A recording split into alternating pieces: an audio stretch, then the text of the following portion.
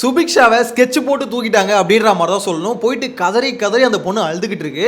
ஆக்சுவலாக மெச்சூரிட்டி இதில் வந்து பார்த்தீங்கன்னா செகண்டில் நின்றுதில்ல சுபிக்ஷா அந்த பொண்ணு. இதுதாம்மா உன்னோட மெச்சூரிட்டி அப்படின்ற மாதிரி தான் சொல்ல தோணுது. அந்த பொண்ணு உண்மையிலே டஃப் ஃபைட்டு கொடுத்ததில்ல, அந்த மாற்று கருத்துமே இல்லை. ஆக்சுவலாக இந்த கேம்னா இப்படி தான் இருக்கும். இதுக்கு போயிட்டு இந்த அளவுக்கு வந்து கதறி அழுவணுமா அப்படின்ற ஒரு கேள்வி இருக்கு. எனிவேஸ் அந்த பொண்ணு ரொம்பவே அழுதுன்னு வச்சுக்கோங்களேன். அதே மாதிரி எஃப்ஜே இவன் கேப்டன் ஆவான்னு யோசிச்சு கூட பார்க்கலங்க. நான் உண்மையிலே சபரி கூட கேப்டன் ஆகிறதுக்கு வாய்ப்பு இருக்குன்னு நினைச்சேன். ஆனால் எஃப்ஜே கேப்டன் ஆவான்னு யோசிச்சு கூட பார்க்கல.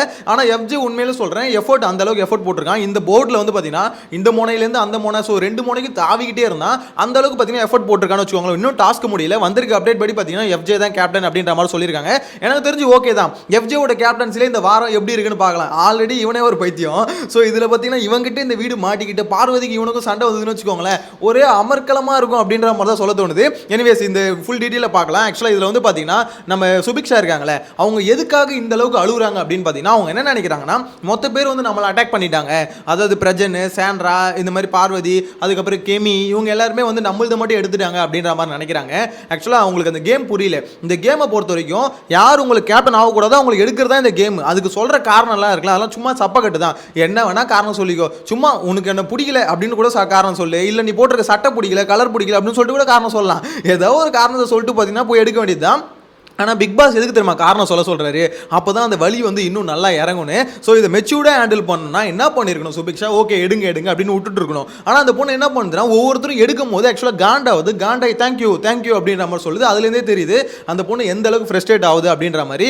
இன்னொரு விஷயம், இந்த வீக்கெண்டு கண்டிப்பாக சுபிக்ஷா போகிறதுக்கு வாய்ப்பு இருக்குன்னு சொன்னல. ஸோ மேபி சுபிக்ஷா அழுவுறதை பார்த்து மேபி நடக்கும்னு சொல்ல வரல, நடக்கலாம். மேபி சுபிக்ஷாவுக்கு வந்து பார்த்தீங்கன்னா இன்னும் கொஞ்சம் ஓட்டுகள் இன்க்ரீஸ் ஆகி சுபிக்ஷா தப்பிக்கிறதுக்கும் வாய்ப்பு இருக்குது. வியானா வீட்டுக்கு போகிறதுக்கு வாய்ப்பு இருக்குது. ஸோ எப்படி வேணால் கேம் மாறலாங்க, அப்படி தான் போயிட்டு இருக்கு. ஆனால் வியானாவை அந்த அளவுக்கு அவங்க டீம் வந்து விட்டுற மாட்டாங்க அப்படின்ற மாதிரி தான் தோணுது. என்னதான் அன்அஃபிஷியல் ஓட்டில் இருந்தாலும் அஃபிஷியலில் பாட் ஓட்டை வந்து தூக்கி குத்துன்னு குத்திருப்பாங்களோ அப்படின்ற மாதிரி எனக்கு ஒரு கெஸ் இருக்குங்க. வெயிட் பண்ணி தான் பார்க்கணும். எனவே சுபிக்ஷாவா வியானாவா அப்படின்ற பார்க்கும்போது ஸோ இப்போ வந்து சுபிக்ஷா அழுவுறதுல மேபி ஒரு சேஞ்சஸ் வரலாம் அப்படின்ற மாதிரி ஒரு கெஸ்ஸை நான் சொல்கிறேன், ஓகேங்களா. ஆனால் சுபிக்ஷா இந்த அளவுக்கு கதறி அழுவணும் அவசியம் இல்லை. வியானா வந்து சமாதானப்படுத்த வராங்க. ஓகே சுபிக்ஷா, நீ டஃப் ஃபைட் கொடுத்தேன், நீ வந்து பார்த்தனா இந்த அளவுக்கு வந்து வருவேன்னு எதிர்பார்க்கல, எப்பயோ நீ இறங்கியிருப்பேன்னு நினச்சேன், ஆனால் இவ்வளோ தூரம் நீ புஷ் கொடுத்ததே பெரிய விஷயம் அப்படின்ற மாதிரி சொல்கிறாங்க. இந்த கானா வினோத் இருக்கார்ல, அவர் வந்து அந்த போர்டில் நிற்கும் போது கூட வாய் சும்மா இருக்க மாட்டேங்க. இது திவாகரை பார்த்து என்ன தர்பீச நீ மட்டும் இருந்ததுன்னா எந்த தடவை முதல்ல எடுத்துருப்பா அப்படின்ற மாதிரி கவுண்டர் கொடுத்துட்டே இருக்காரு. வியானா அதாவது இப்போ சுபிக்ஷா நினைக்கிறாங்களே இவங்க வந்து என்ன அட்டாக் பண்ணிட்டாங்கன்னா, அப்போ வியானா போய் கானா வினோத்தை மட்டும் தான் டேரெக்டாக அட்டாக் பண்ணுறாங்க. ஸோ இதுலேருந்து என்ன விஷயம், அப்போ கானா வினோத் இதே மாதிரி பார்த்தீங்கன்னா போய் உட்காந்து ஒரு மூலையில் அழுவலாமா? இது நிறைய பேர் யோசிப்பீங்க, ப்ரோ சாண்ட்ராவும் பிரஜனும் பண்ணுற தப்பு ப்ரோ, எதுக்கு சுபிக்ஷாவை அட்டாக் பண்ணுறாங்க அப்படின்ற மாதிரி. யாருக்கு பிடிக்கலையோ அவங்களை எடுக்கிறது தான் ப்ரோ இந்த கேம். ஆக்சுவலாக இப்போ வியானா வந்து பார்த்தீங்கன்னா ஃபுல்லாக கானா வினோத்தை தான் அட்டாக் பண்ணுறாங்க. சாண்ட்ராவது பரவாயில்ல, இவங்க அது யாரு சபரி ஒரு இது எடுத்தாங்க, ஆனால் செம்மையாக பஞ்சு சொல்லி எடுத்தாங்க. ஆக்சுவலாக அது வந்து ரொம்ப வந்து பார்த்தீங்கன்னா அக்ரெசிவாக ஆனாரு. This is for you girls அப்படின்ற மாதிரி பார்த்தீங்கன்னா திவ்யாவும் பார்வையும் சொல்லிட்டு உங்ககிட்ட ரொம்ப உங்கள் 2 பேர்கிட்ட ரொம்ப அக்ரெசிவாக ஆனாரு. அதனால் வந்து அவர் எனக்கு கேப்டன் ஆகக்கூடாதுன்னு சொல்லிட்டு போய் பிடுங்கினாங்க. அதெல்லாம் சரியான பஞ்சுங்க. ஸோ சபரி தான் எடுக்கிறாங்க, அதே மாதிரி பார்த்தீங்கன்னா இது சுபிக்ஷாவையும் எடுக்கிறாங்க. ஸோ கொஞ்சம் மாற்றி தான் எடுக்கிறாங்கன்னு வச்சுக்கோங்களேன். ஆனால் அவங்களோட மெயின் டார்கெட் பார்த்தீங்கன்னா சபரியும் கேப்டன் ஆகக்கூடாது, சுபிக்ஷாவும் கேப்டன் ஆகக்கூடாது அப்படின்ற மாதிரி தான். யார் டார்கெட் பண்ணுறதுனா இங்கே பக்கம் திவ்யா, அதுக்கடுத்து பிரஜன், அப்புறம் அவங்க பேர் என்ன சாண்ட்ரா. ஸோ இவங்களோட ஃபோக்கஸ்லாம் வைல்ட் கார்டு என்ட்ரிஸ் இருக்காங்க, அவங்களோட ஃபோக்கஸ் வந்து பார்த்தீங்கன்னா இவங்க தான். நம்ம அமித் மட்டும் வைல்ட் கார்டு என்ட்ரியில் அவருக்கு மட்டும் பார்த்தீங்கன்னா எஃப்ஜே தான் டார்கெட். ஏன்னா இவங்க 2 பேருக்குள்ள வெஞ்சன்ஸ் ஓப்பனாக சொல்ல வச்சுக்கோங்களேன். இது வந்து இந்த 4 பேருக்கும் கிடைச்ச பயங்கரமான சான்ஸ். யார் அவங்க மேலே காண்டில் இருக்காங்க அப்படின்றத கிளியராக புரிஞ்சிக்கலாம். ஏன்னா காண்டில் இருக்கவங்க கண்டிப்பாக காண்டில் இருக்கவங்க தான் வந்து எடுக்க போகிறாங்க. ஸோ உங்கள் மேலே நல்ல அபிப்பிராயம் இருக்கும், கண்டிப்பாக வந்து உங்களுக்கு எடுக்க மாட்டாங்க. இந்த டாஸ்க்கை பொறுத்த வரைக்கும் அப்படி தாங்க இருக்கும். ஸோ நம்மளுக்கு எவன் கேப்டன் ஆகக்கூடாதோ அப்படின்றது எடுக்கிறதா இந்த டாஸ்க்கு. வன்மத்தை கொட்டுற டாஸ்க் தான் இது. என்ன வார்த்தையில் கொட்டுறதை விட செயலில் கொட்டுவாங்க. ஸோ இது வந்து ரொம்ப டஃப்பான டாஸ்க் தான் வச்சுக்கோங்களேன். ஆனால் சுபிக்ஷா வந்து ரொம்ப எமோஷனலாக எடுத்துக்கிட்டாங்க. நம்மள்த மட்டும் எடுக்கிறாங்க, நம்மளை மட்டும் டார்கெட் பண்ணுறாங்க அப்படின்ற மாதிரி எடுத்துக்கிட்டாங்க. அப்படி இல்லை சுபிக்ஷா. ஆக்சுவலாக உங்களை வந்து இன்னும் கேம் புரியல, இன்னும் அங்கே அண்டர்ஸ்டாண்டிங் லெவல் வந்து இன்னும் ரொம்ப கம்மியாக இருக்குது அப்படின்ற மாதிரி தான் சொல்ல தோணுது. ஆனால் இருந்தாலும் ரொம்ப ஒரு மாதிரி கதறி அந்த பொண்ணு அழுவுதுங்க. ஆக்சுவலாக இப்படி அழவேனா யாராவது இன்னும் ஒருத்தர் தெளிவான ஆள் போய் சமாதானப்படுத்தலாம். இன்னும் பாத்ரூமில் உட்காந்து அழுதுட்டு இருக்கிறத பார்க்கும்போது எனக்கு என்ன தோணுச்சுன்னா, சே ஏன் இந்த பொண்ணு இவ்வளோ இந்த கேம் எதுக்கு இவ்வளோ சீரியஸாக எடுத்துக்குது அப்படின்ற மாதிரி தான் யோசிக்க தோணுச்சு. எனிவேஸ் உங்களோட கருத்தை கமெண்ட்டில் மென்ஷன் பண்ணுங்கள்.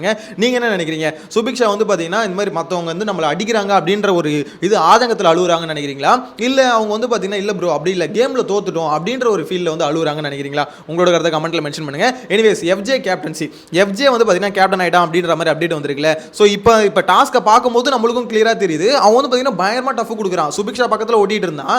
ஸோ அதுக்கடுத்து பார்த்தீங்கன்னா அங்கேருந்து அப்படியே தாவி கான வினோத் பக்கம் இப்போ வந்து பார்த்தீங்கன்னா சபரி பக்கம் போயிட்டான். ஸோ எப்படி வந்து அவன் வந்து ஃப்ளெக்சிபிளாக இருக்கான் பாருங்க. இங்கேயும் தவறா அங்கேயும் தவறா அந்த அளவுக்கு பார்த்தீங்கன்னா ஃப்ளெக்சிபிளாக இருக்கான்.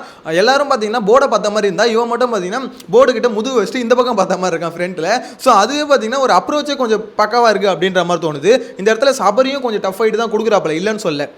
ஆனால் சபரி விழுற அடி இருக்குல்ல, மரணடி விழுதுங்க. எல்லாருமே வந்து அக்ரெசிவாக ஆகிட்டான், என்ன அடிச்சிட்டான் அப்படின்ற மாதிரி. பார்வதிலாம் என்ன அடிச்சிட்டான், அவன் வந்து பார்த்தீங்கன்னா ரொம்ப அக்ரெசிவாக இருக்கான் அப்படின்ற அடி தான். சபரியை பொறுத்த வரைக்கும் போன வாரத்துலேயும் இந்த வாரம் வரைக்கும் அனுபவிக்கிற ஒரு பெரிய வேதனை என்ன சொல்லுங்கள், இந்த மாதிரி பார்வதி அடித்தது தான். உண்மையிலேயே சபரி கேப்டன் ஆகாமே இருந்திருக்கலாம் இதுக்கு அப்படின்ற மாதிரி தான் யோசிப்பாப்புல.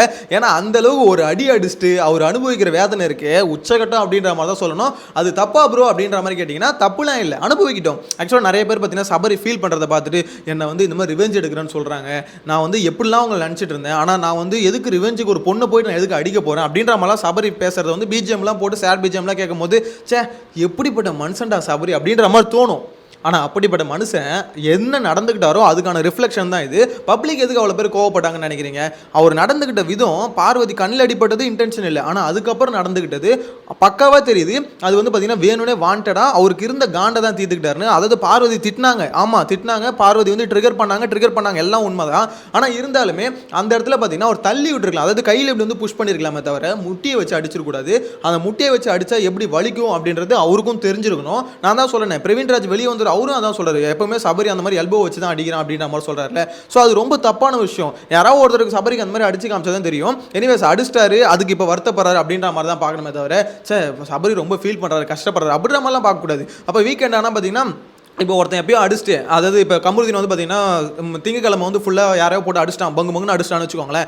அதுக்கடுத்து வீக்கெண்டு வர வரைக்கும் பார்த்தீங்கன்னா ஃபுல்லாக அழுது ஃபீல் பண்ணி ஒரு மாதிரி ரொம்ப க்ரை ஆகிட்டு ஒரு மாதிரி மூலையில் உட்காந்துட்டு இருந்தான்னு வச்சுக்கோங்களேன். அப்போ என்ன பண்ணுவீங்க, கமருதீன் வந்து ரொம்ப நல்லவன், சே கமருதீன் எப்படி ஃபீல் பண்ணுற மாதிரி அப்படின்னு யோசிப்பீங்க.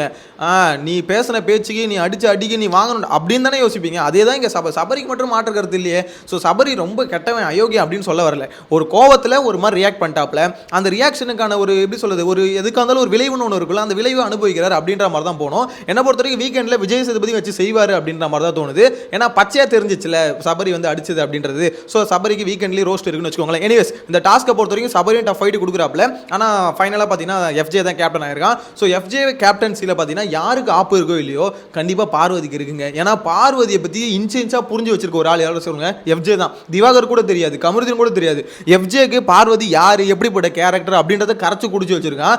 எனக்கு தெரிஞ்சு பயங்கரமான அடி வந்து பார்த்தீங்கன்னா பார்வதிக்கு இருக்குது அப்படின்ற மாதிரி தோணுது. ஏதாவது பார்வதி நார்மலாக பார்த்தீங்கன்னா ஒரு கேப்டன் வந்து நோண்டுவாங்களே, ஸோ அந்த மாதிரி எஃப்ஜேவும் கண்டிப்பாக நோண்டுவாங்க. ஏன்னா எஃப்ஜே கேப்டன் ஆனால் மட்டும் சும்மா இருக்க போகிறாங்க. ஸோ இப்போ அவன் கேப்டன் ஆகிட்டு இது நார்மலாக யாராக ஆனாலும் நோண்டுவாங்க, அதுவும் எஃப்ஜேனா சும்மாவே நோண்டுவாங்க. ஸோ அப்படின்னும் போது இவங்க ரெண்டு பேருக்குள்ள இருக்கிற சண்டை இருக்குல்ல, அதுலேயே இந்த வீடு வந்து பார்த்தீங்கன்னா இந்த வீட்டில் நெக்ஸ்ட் வீக் ஃபுல்லாக எப்படி இருக்குன்னா பார்வதி எஃப்ஜே இவங்க ரெண்டு பேர் ஃபைட்டு தான் இருக்குமே தவிர மற்றபடி டாஸ்க் என்ன ஓடுது, அதில் என்ன டாஸ்க் கொடுக்குறாங்க அப்படின்றது யாருமே யோசிக்க முடியாது.